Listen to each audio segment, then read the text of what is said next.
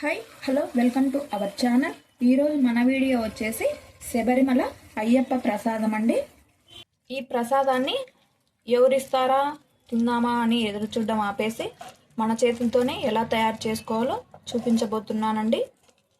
చాలా ఈజీగా చాలా రుచికరంగా తయారు చేసుకోవచ్చండి. ఇంట్లోనే అయ్యప్ప కొండ నుంచి తీసుకొచ్చిన ప్రసాదం లాగే ఉంటుంది. ఇది చూసేదానికే కాదండి, తిన్నా కూడా సేమ్ అయ్యప్ప ప్రసాదం లాగే అనిపిస్తుంది. మీరు కూడా తప్పకుండా ట్రై చేయండి. ఈ అయ్యప్ప ప్రసాదాన్ని మీకు ఎప్పుడు తినాలనిపించినా వెంటనే ఈ వీడియో చూసి చేసేయండి. అలాగే మన ఛానల్ ఫస్ట్ టైం చూస్తుంటే సబ్స్క్రైబ్ చేసి లైక్, షేర్, కామెంట్ తప్పకుండా చేస్తూ ఉండండి. చాలా ఈజీగా చాలా రుచిగా ఈ ప్రసాదాన్ని ఎలా తయారు చేయాలో ఇప్పుడు చూసేయండి. ఈ ప్రసాదం తయారు చేయడం కోసం బ్రౌన్ రైస్ని తీసుకోవాలండి. ఈ రైస్తో మాత్రమే ఈ ప్రసాదాన్ని తయారు చేయాలి. అప్పుడే ఆ అయ్యప్ప ప్రసాదం టేస్ట్ వస్తుంది. మీరు ఏ కప్పుతో అయినా ఒక కప్పు కొలతతో తీసుకోవాలి. ఒక కప్పు బియ్యాన్ని తీసుకోవాలి. నీళ్ళను పోసుకొని 3 సార్లు శుభ్రంగా కడుక్కోవాలి ఈ బియ్యాన్ని.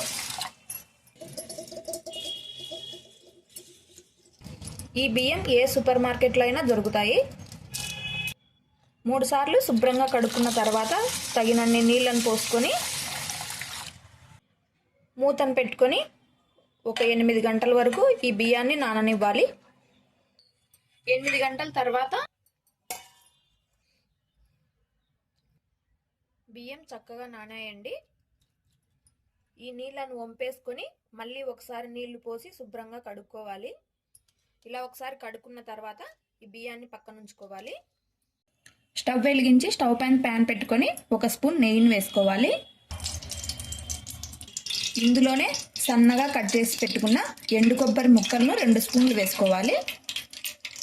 ఈ కొబ్బరి ముక్కల్ని లైట్గా దోరగా వేయించుకోవాలి. ఇలా వేయించుకున్న కొబ్బరి ముక్కల్ని ఒక ప్లేట్లోకి తీసుకోవాలి. ఇదే ప్యాన్లోనే మనం కడిగి పక్కన ఉంచుకున్న బియ్యాన్ని వేసుకోవాలి. మనం ఏ కప్పుతో అయితే బియ్యం తీసుకున్నామో అదే కప్పుతో 4 కప్పుల నీళ్ళను తీసుకోవాలి.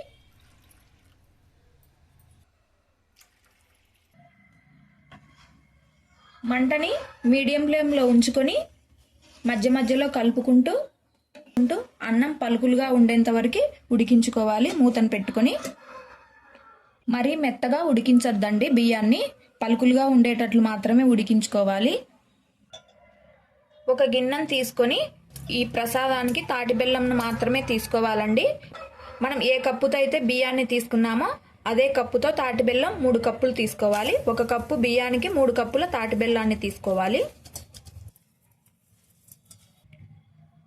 ఈ బెల్లంలో 1/2 గ్లాసు నీళ్ళను పోసుకోవాలి. స్టవ్ వెలిగించుకొని ఈ బెల్లాన్ని కరిగించుకోవాలి. పాకం అవసరం లేదండి, బెల్లం మాత్రమే కరిగిపోవాలి. బెల్లం మొత్తం కరిగిపోయిందండి. ఇప్పుడు స్టవ్ ఆపేసుకోవాలి. బియ్యాన్ని ఈ విధంగా ఉడికించుకోవాలండి. మరీ మెత్తగా ఉడికించద్దు. మనం అన్నం వండుకునే విధంగా ఇలా పలుకులుగా ఉండాలి. అప్పుడే ఈ పాయసం అనేది రుచిగా ఉంటుంది. అయ్యప్ప ప్రసాదం అలానే కదా ఉంటుంది.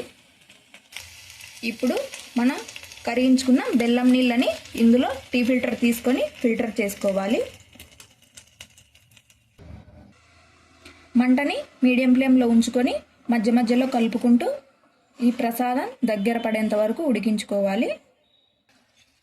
ఈ విధంగా దగ్గర పడిన తర్వాత ఇందులో 1/2 టీ స్పూన్ శొంఠి పొడి అండి. ఇది మనం వేయించి పక్కన పెట్టుకున్న ఎండు కొబ్బరి ముక్కలు వేసుకోవాలి. ఇప్పుడు పచ్చకర్పూరం అండి, చిటికెడంటే చిటికెడే అండి. ఇది స్మెల్ కోసం మాత్రమే వేసుకోవాలి, ఎక్కువ వేసేయద్దు.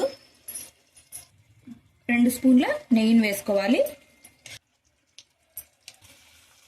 ఇప్పుడు ఒకసారి బాగా కలుపుకోవాలి, అన్నీ కలిసేటట్లుగా. మంటని మీడియం ఫ్లేమ్లో ఉంచుకొని కలుపుకుంటూ 2 నిమిషాల పాటు ఉడికించుకోవాలి. 2 నిమిషాల తర్వాత ప్రసాదం దగ్గర పడింది. ఇప్పుడు స్టవ్ ఆపేసుకొని 10 నిమిషాల వరకు చల్లారనివ్వాలి. చూశారు కదండి, ఎంత ఈజీగా ఎంత సింపుల్గా తయారు చేసుకోవచ్చో ఈ అయ్యప్ప ప్రసాదాన్ని. మీరు కూడా తప్పకుండా మీ ఇంట్లో ట్రై చేయండి.